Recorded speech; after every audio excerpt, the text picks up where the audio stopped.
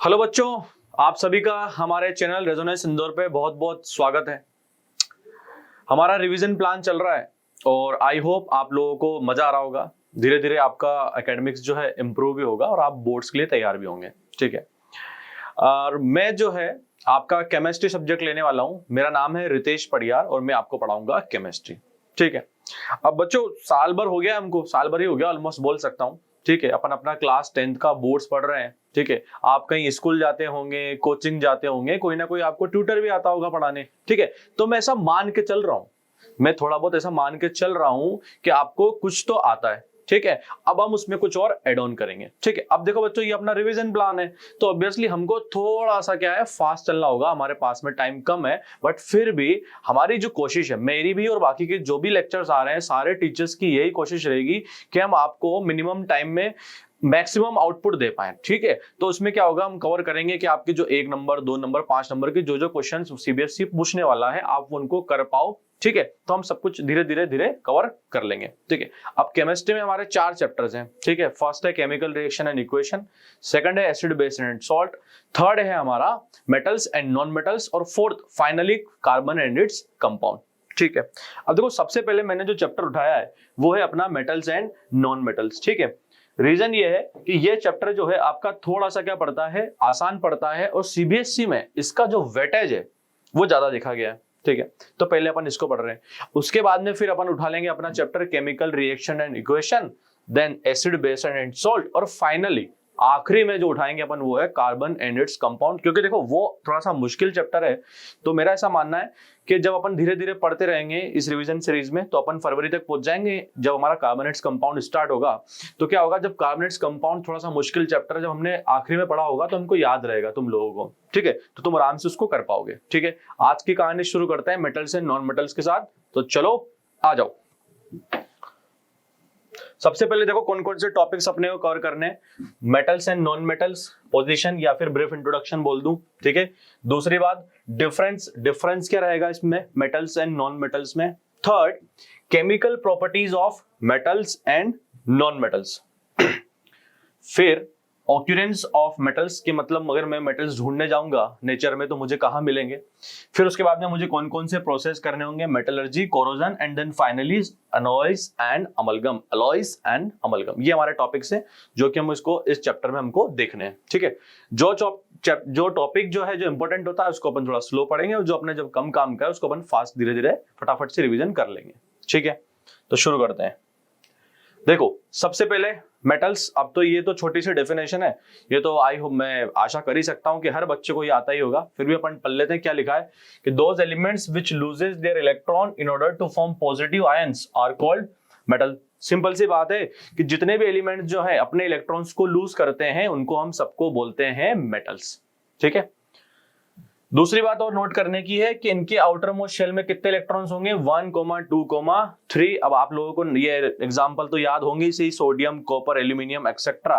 ठीक है। फिर भी अगर हम चाहें कि चेक करना अगर हमारी इस डेफिनेशन के अकॉर्डिंग कि सोडियम मेटल है या नहीं है तो क्या करो, सोडियम का एटॉमिक नंबर होता है 11। ठीक है। इसका इसी लिख देते हैं, इसी मतलब इलेक्ट्रॉनिक कॉन्फ़िगरेशन के इलेक्ट्रॉन्स किस तरीके से अरेंज है। तो मैं अगर लिखता हूं तो आएगा 2, 8, 1। ठीक है। अब आउटर मोस्ट शेल में कितने इलेक्ट्रॉन है, 1। तो हम कह सकते हैं कि हमारा ये क्या है, मेटल है हमारी डेफिनेशन के अकॉर्डिंग। ये बच्चों वाली चीजें आप लोगों को आती होगी, ये मैं सोच के चल रहा हूं। ठीक है। आगे बढ़ते हैं। Next, non metals. ठीक है। अब हमने क्या बोला था कि जो इलेक्ट्रॉन देगा वो मेटल। अब सीधी सी बात है कि कोई देगा, कहीं ना कोई भंडारा हो रहा है तो कोई ना कोई खाने वाले भी जाएंगे, देने वाला होता है तो लेने वाला भी होता है। तो इसी तरीके से मेटल इलेक्ट्रॉन दे रहे हैं तो हमारे ऐसे एलिमेंट्स जो इलेक्ट्रॉन लेंगे उनका नाम है नॉन मेटल्स। ठीक है। उनके 1, 2, 3 इलेक्ट्रॉन थे आउटर मोस्ट शेल में, इनके हैं 4, 5, 6, 7। ठीक है। एग्जांपल दिया है कार्बन, सल्फर, ऑक्सीजन, ईटीसी। ठीक है। ईटीसी नॉन मेटल नहीं है, ईटीसी उदाहरण है। ईटीसी मतलब खत्म हो गया हमारे सोचने की क्षमता। ठीक है। अब हम यहाँ पे ऑक्सीजन को चेक करते हैं। सीधी सी बात है, कैसे, ऑक्सीजन का एटॉमिक नंबर कितना होता है, 8। तो लिख दो 2, 6 और 6 चेक करो, 6 हमने बोला ही है तो ये क्या है, नॉन मेटल। ये तो आपको आता होगा यार, बहुत सिंपल है, बहुत ब्रीफ, मतलब बहुत सी बेसिक सी बात हो गई है। ठीक है। आगे बढ़ते हैं। अच्छा, difference between metals and non metals, ये जो डिफरेंस किया गया है फिजिकल प्रॉपर्टीज के बिहाफ पे किया गया है, और ये डिफरेंस हम 6th 7th 8th 9th और फाइनली 10th आ गया उसमें भी हम पढ़ रहे हैं, ठीक है। लेकिन मैं फिर भी बोलूंगा अपन इसका छोटा सा ओवरव्यू कर ही रहे हैं, क्यों?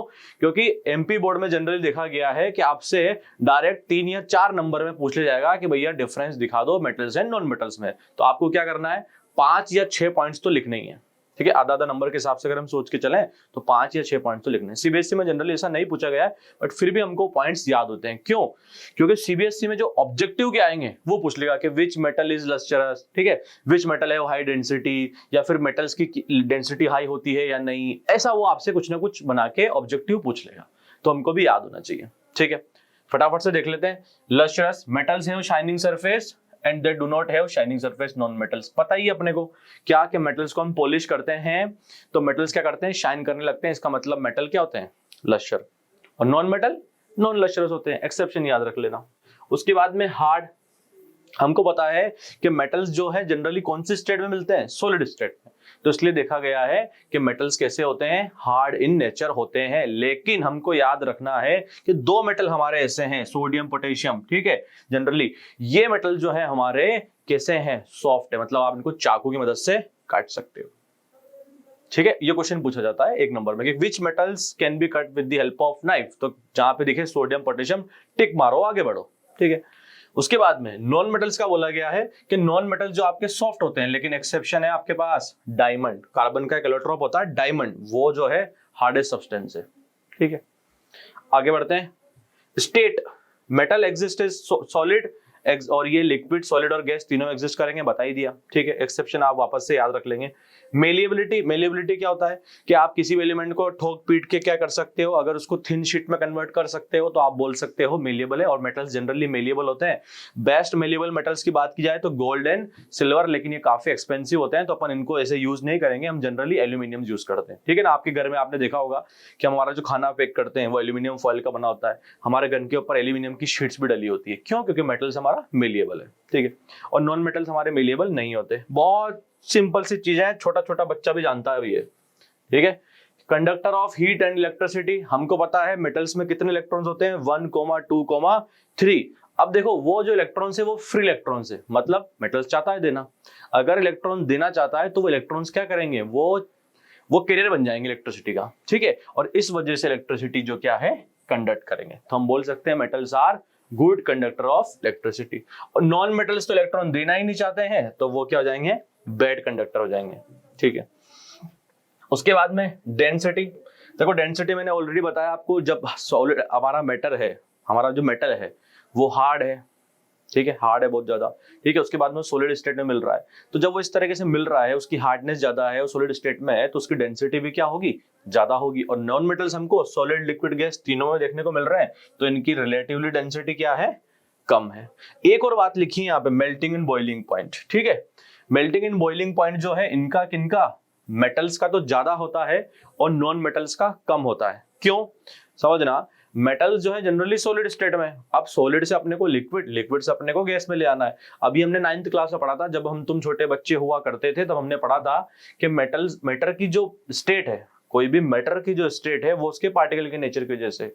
अब सॉलिड, लिक्विड और गैस, तो सॉलिड में क्या होता है, पार्टिकल्स जो है बहुत पास पास होते हैं, लिक्विड जो होता है थोड़ा दूर होते हैं, और गैस में क्या होता है, बहुत ज्यादा दूर होते हैं।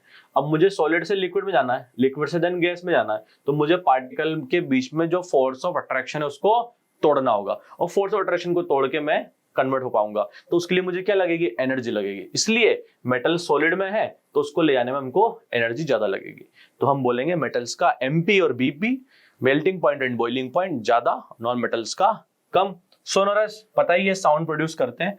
ऑक्साइड्स, ये इंपॉर्टेंट है मेटल के ऑक्साइड जो होते हैं बेसिक होते हैं, और नॉन मेटल के ऑक्साइड एसिडिक होते हैं, ये भी हम केमिकल प्रॉपर्टीज पढ़ेंगे, उसमें भी देखेंगे, ठीक है।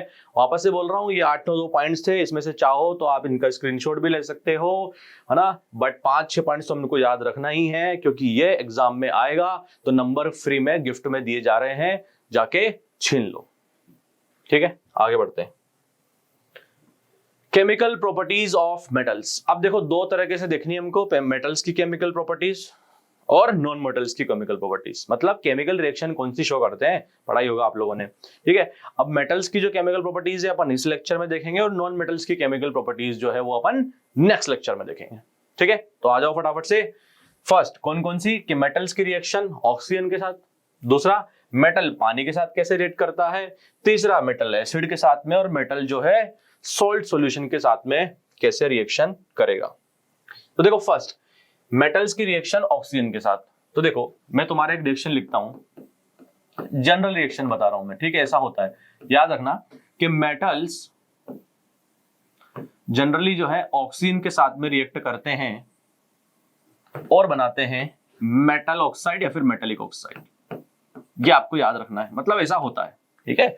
और यहाँ पे चेंज हो सकता है कि यार आपको ना जो रिएक्शन करा रहे हो वो थोड़ा सा एनर्जी देनी पड़ रही है, ठीक है, कुछ भी चेंज हो सकता है, लेकिन ऐसा देखा गया है कि मेटल जब ऑक्सीजन के साथ में रिएक्शन करता है तो मेटल ऑक्साइड बनाता है, ठीक है। एग्जाम्पल के तौर पे मैंने लिख दिया यहाँ पे, मान लो सोडियम मेटल, ठीक है। अगर हम इसकी रिएक्शन करा रहे हैं ऑक्सीजन के साथ तो क्या होगा, Na2O बनेगा, सोडियम ऑक्साइड, जैसा कहा यहाँ लिखा हुआ है, ठीक है, मेटल ऑक्साइड। एक और एग्जांपल, मान लो मैं लिखता हूं Mg मैग्नीशियम, इसकी रिएक्शन वापस से ऑक्सीजन के साथ कराता हूं तो बनेगा MgO मैग्नीशियम ऑक्साइड, ठीक है। तो ये हो गया। अब एक बात और नोट करने की है, देखना कि अगर मैं इस मेटल के ऑक्साइड को पानी में डाल देता हूं, चलो मैंने पानी में डाल दिया H2O, तो पता है क्या बनेगा, NaOH सोडियम हाइड्रोक्साइड बनेगा। और सोडियम हाइड्रोक्साइड क्या है, हमको पता है कि सर ये एक बेस है, इसका नाम कास्टिक सोडा भी होता है, ठीक है, ये क्या है, बेस है। अब मुझे बताओ पानी जो है, पानी में कोई ऐसी दिव्य शक्ति प्राप्त हो रखी है क्या, या फिर ऐसी कोई चीजें होती है जिससे वो किसी चीज को बेस बना दे, नहीं, ऐसे थोड़ी ना, पानी तो हमारा बेचारा सीधा साधा प्राणी ही, न्यूट्रल नेचर होता है। तो फिर सोडियम ऑक्साइड हमारा जो मेटल ऑक्साइड था, इसके अंदर कुछ ना कुछ ऐसी टेंडेंसी तो थी जिसकी वजह से वो बेस बन जा रहा है, तो हम बोल सकते हैं क्या कि metal oxides are basic in nature, ठीक है। वही बात अभी हमने उसमें बोली थी डिफरेंस में, ठीक है। तो याद रखना है मेटल ऑक्साइड जो है बेसिक नेचर होते हैं, मतलब बेस बना लेते हैं पानी में जाने के बाद, ठीक है। अब वापस से वही बात, रिएक्टिविटी सीरीज हमने फर्स्ट चैप्टर में पढ़ी है, केदारनाथ का माली आलू जरा फीका पकाता है, sodium potassium calcium magnesium aluminium, ठीक है। तो जैसे जैसे हम नीचे जाते जाएंगे ऑक्सीजन से रिएक्ट करने की टेंडेंसी मेटल्स की धीरे धीरे धीरे धीरे धीरे धीरे कम होती जाएगी, ठीक है।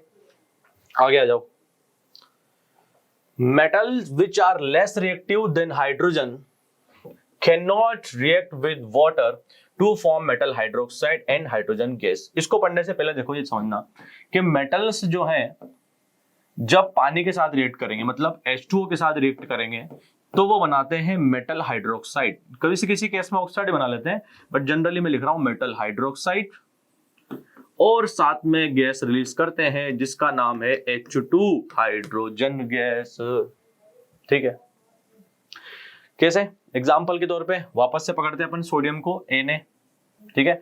तो जब ये H2O के साथ रिएक्शन करेगा तो देखो जब रिएक्शन स्टार्ट होती है तो पहले सोडियम फ्लोट करने लगता है, पुरानी बातें तुमने पढ़ा होगा, उसके बाद में फिर वो जो है ऑक्साइड बनाएगा, उसके बाद में फिर जो है अल्टीमेटली वो बनाता है सोडियम हाइड्रोक्साइड, और साथ में निकलती है गैस हाइड्रोजन गैस, ठीक है। और याद रखना ये रिएक्शन जो होती है काफी एक्सोथर्मिक नेचर होती है, मतलब बहुत सारी हीट प्रोड्यूस होती है, सोडियम मेटल जो है भी आग लग जाती है, ठीक है। इसलिए आपने देखा होगा आपसे बोला जाता है why we should not keep sodium metal in the wire, ओ ना, या फिर हम सोडियम को ऑयल के अंदर क्यों डुबो के रखें, पानी से क्यों बचा के रखें, बिकॉज ऑफ दिस रीजन, क्योंकि पानी और हवा के कॉन्टेक्ट में आएगा तो फिर बड़ाम बड़ूम ब्रम फटाके फूट जाएंगे, रिएक्शन हो जाएगी और हमारा नुकसान हो सकता है, ठीक है। तो इस तरीके से अब वापस से यही है, अब हमारे नोट पढ़ते हैं, नोट में लिखा है कि metals which are less reactive than hydrogen, मतलब ऐसे मेटल्स जो हाइड्रोजन से कम रिएक्टिव है वो इस तरह की रिएक्शन नहीं करते। हमने क्या देखा कि इस तरह की रिएक्शन होना चाहिए, लेकिन ऐसा बोला गया जो हाइड्रोजन से नीचे वाले मेटल्स हैं वो नहीं करेंगे। अब बोलोगे सर हाइड्रोजन से नीचे वाले कौन से, ये रिएक्टिविटी सीरीज याद हो तो ठीक, नहीं तो लिख लेना, sodium potassium calcium magnesium aluminium zinc iron lead hydrogen copper mercury silver gold platinum, ये अपनी सीरीज है। ठीक है, इसको ऐसे पढ़ते हैं, केदारनाथ का माली आलू जरा फीका पकाता है, यहां तक। उसके बाद हाई कोर्ट है अगरतला, औरंगाबाद और पटना में। अब चेक करने नहीं है कि है कि नहीं है, मुझे पता है कि नहीं है, पर अपने को याद रखने की तरीका है। ठीक है, तो इस तरीके से अब देखो हाइड्रोजन के नीचे वाले कौन है, कॉपर है, मर्क्यूरी है, सिल्वर है, गोल्ड है, प्लेटिनम है। तो इन्हीं मेटल्स के बारे में बोला गया है कि ये मेटल्स जो है पानी के साथ में रिएक्शन नहीं करेंगे। ठीक है, अरे अगर रिएक्शन कर रहे होते तो देखते नहीं हो क्या तुम रात में कभी कभी हमारे घर पे, अभी हम लोग तो नहीं पीते पर हमारे बुजुर्ग लोग जो है पानी के, जो तांबे के पानी में पानी पीते हैं, गोबर के पानी में, तो अगर ऐसी कोई रिएक्शन हो जाती तो फिर दिक्कत नहीं हो जाती। इसलिए रिएक्शन यहाँ पे मुझे दिखा रहा है कि नहीं होती है। ठीक है, तो ये अपने को याद रखना है। आगे बढ़ते हैं, आगे लिखा है एसिड्स के साथ में क्या लिखा है कि metals react with dilute sulphuric acid. Sulphuric acid क्या होता है, H2SO4 and dilute hydrochloric acid, मतलब HCl to form salt and hydrogen gas. Dilute का मतलब क्या है, मतलब उसमें पानी मिलाया हुआ, क्या पानी जो एसिड की मात्रा कम है, पानी की मात्रा ज्यादा है। ठीक है, एसिड की मात्रा कम, पानी जो आपने ज्यादा मिला रखा है। अब देखो क्या लिखा है कि मेटल्स जब एसिड के साथ में रिएक्ट करते हैं तो सोल्ट बनाते हैं और साथ में कौन सी गैस निकलती है, हाइड्रोजन गैस। ये अपने को याद रख लेना है। ठीक है, अब एग्जांपल के तौर पे जैसे मान लो मैंने लिया Zn, ठीक है, इसकी रिएक्शन करा रहा हूं मैं HCl के साथ। ठीक है, तो क्या बनेगा, हाइड्रोजन गैस, ये हाइड्रोजन गैस निकाल दो, तो ये निकाल दी। अब इनको जोड़ दो बस, ZnCl2, ये बन गया सॉल्ट प्लस हाइड्रोजन गैस। एक और ले लेते हैं, मान लो मैग्नीशियम की रिएक्शन हम सल्फ्यूरिक एसिड H2SO4 के साथ करा रहे हैं, ठीक है, डाइल्यूट, तो क्या होगा, MgSO4 और साथ में हाइड्रोजन गैस निकलेगी, जैसा कि हमारे को बताया गया ये। ठीक है, तो ये आपको याद रखना है कि मेटल्स एसिड के साथ में रिएक्शन करके सॉल्ट प्लस हाइड्रोजन गैस बनाते हैं। आपसे रिएक्शन पूछ ली जाएगी। ठीक है, ये तो हमको समझ में आ गया। बट एक नोट है इसमें भी, एक इसमें भी हमारे पास में कैच है, वो क्या है कि हाइड्रोजन से जो नीचे वाले मेटल्स हैं, हाइड्रोजन से जो नीचे वाले मेटल्स है वो ऐसी रिएक्शन शो नहीं करेंगे। अब हाइड्रोजन से नीचे वाले कौन से थे, मैंने बताया था Hg, Cu, Ag, Ag, Au, Pt, ये नीचे आएगा ऊपर आएगा। ठीक है, ठीक है, तो ये हमने बोला कि मेटल्स जो हाइड्रोजन से नीचे हैं वो रिएक्ट नहीं करते, किसके साथ में, एसिड्स के साथ में। क्यों, क्योंकि देखो मैंने बोला है कि यहाँ पे एसिड के साथ में रिएक्शन करेंगे तो सोल्ट प्लस हाइड्रोजन गैस बनेगी। अब हमने पढ़ा है एसिड को जब हम पानी में डिसोल्व करते हैं तो वो क्या देता है, H+ आयन। ठीक है, अब इस H+ आयन को हाइड्रोजन गैस बनाने के लिए इलेक्ट्रॉन चाहिए, और इलेक्ट्रॉन जो है हमारे लेस रिएक्टिव मेटल्स जो हैं, कौन, ये वाले, ये नहीं देंगे। तो फिर नहीं देंगे तो रिएक्शन नहीं होगी। ठीक है, इसलिए अगर हम बोल रहे हैं कि कॉपर HCl के साथ में रिएक्शन करेगा, नहीं करेगा, सिल्वर करेगा, नहीं करेगा। ठीक है, तो याद रखना अपने को कि हाइड्रोजन से नीचे वाले मेटल्स रिएक्शन नहीं करेंगे। बहुत आसान है, पूछ लिया जाएगा कभी कभी। दो तरह के दे दिया कि कॉपर प्लस HCl और एक दे दिया Zn प्लस HCl, तो Zn प्लस HCl का तो कर दो और कॉपर प्लस HCl का लिख दो, no reaction. Next, high reactive metal displaces less reactive metal from salt solution. मतलब अब सॉल्ट सॉल्यूशन के साथ में हमको रिएक्शन देखनी है। ठीक है, तो सॉल्ट सॉल्यूशन का मतलब क्या है, मतलब मेटल का एक सॉल्ट बनाया और पानी में डिसोल्व है तो सॉल्ट सॉल्यूशन। ठीक है, अब उस सॉल्ट सॉल्यूशन को हमने वो क्या करना है, रिएक्शन करानी है। ठीक है, तो हमको ये याद रखना है हमारे रिएक्टिविटी सीरीज के अकॉर्डिंग कि हाई रिएक्टिव मेटल जो होता है ना, वो क्या करेगा, डिस्प्लेस कर देगा अगर आपके पास में एक सॉल्ट सॉल्यूशन है लेस रिएक्टिव मेटल का। मतलब देखो मैंने कॉपर सल्फेट का एक सॉल्ट बनाया हुआ है, मैं यहां लिख देता हूं एक बस, ठीक है, सॉल्ट। अब मैं इसमें Zn डालता हूं, जिंक।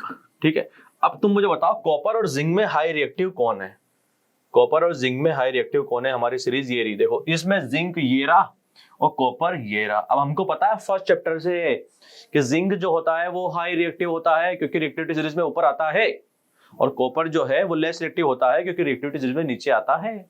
ठीक है, तो इसका मतलब जिंक क्या हो गया, ज्यादा ताकतवर, कॉपर क्या हो गया, कम ताकतवर। और हमको पता है जो ज्यादा ताकतवर होगा वो कम ताकतवर के खरपच्चे उड़ा देगा। ठीक है कि नहीं, तो यहां से कहां जे आगे आ जाओ, यहां से जिंक जो बोलेगा कॉपर को, चलो भैया अब तुम्हारा काम हो गया, तो कॉपर निकल जाएगा चुपचाप से बाहर और Zn बैठ जाएगा उसकी जगह पे, तो ZnSO4 प्लस Cu, ये डिस्प्लेसमेंट रिएक्शन है। ठीक है, अगर इसका उल्टा होता, मतलब कि ZnSO4 का सॉल्ट है और कॉपर आएगा, तो क्या ये रिएक्शन होगी? नहीं होगी, क्योंकि हमको पता है कॉपर लेस रिएक्टिव है और लेस रिएक्टिव डिस्प्लेस स्ट्रॉन्ग को नहीं कर पाएगा। ठीक है कि नहीं? ये तो देखा ही होगा आपने, आपके स्कूलों में भी होता है, कम ताकतवर बच्चा बड़े बड़े बिल्डरों से कहां पंगा लेगा। ठीक है कि नहीं? तो ये रिएक्शन नहीं होगी। और आपको ये याद रखना है, क्योंकि बोर्ड में जनरली पूछ लिया जाता है कि ये दो रिएक्शन दे देगा और पूछेगा कि इसको बैलेंस करो या फिर प्रोडक्ट्स लिखो। ठीक है, तो ज्यादातर बच्चे इसमें प्रोडक्ट्स लिख देते हैं, पर इसमें प्रोडक्ट्स लिखना ही नहीं है, इसमें लिखना अपने को नो रिएक्शन। ठीक है, तो ये कहानी थी अपनी। अभी एक ब्रीफ इंट्रोडक्शन अपन ने लिया, मेटल्स एंड नॉन मेटल्स को समझा और उसकी केमिकल प्रॉपर्टीज अपन ने देखी। ठीक है, आने वाले वीडियोस में हम देखेंगे कि हमारे जो नॉन मेटल्स की केमिकल प्रॉपर्टीज क्या होती है और आयनिक कंपाउंड्स क्या होते हैं। ठीक है बच्चों, अगर आप लोगों को ये लेक्चर अच्छा लगा हो, हमारा रिविजन प्लान अच्छा लगा हो, ठीक है, तो आप जो हमारे वीडियोज हैं इनको आप तो देख ही रहे हैं, लेकिन इनको अपने दोस्तों के साथ में भी शेयर करें। उनको बोलो कि हमारे वीडियोस को लाइक करें, चैनल को सब्सक्राइब करें। मिलते हैं अपन अपने नेक्स्ट वीडियो में, तब तक के लिए thank you so much and tata bye bye.